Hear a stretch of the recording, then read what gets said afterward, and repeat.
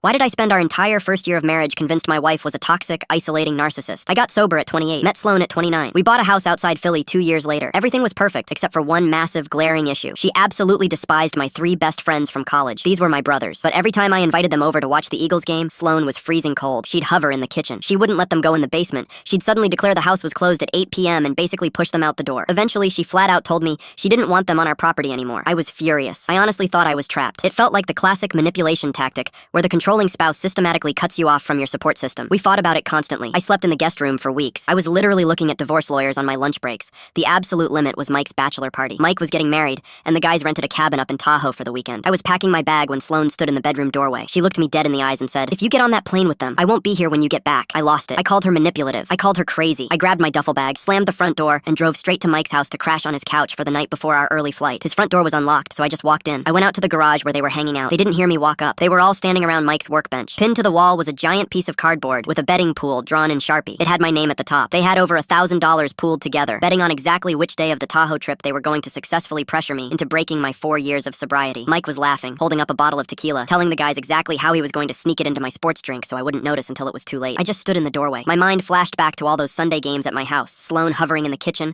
watching their hands, Sloan kicking them out early, Sloan taking all the blame and letting me scream at her. She never told me they were trying to sabotage me. She knew it would completely destroy me to find out my brothers thought my sobriety was a joke, so she chose to play the villain instead. I dropped my bag right there on the concrete. I walked back to my truck and drove home in total silence. When I unlocked our front door, Sloan was sitting on the stairs, surrounded by moving boxes, just staring at the floor. I didn't even say a word. I just sat down on the step below her and buried my face in her lap.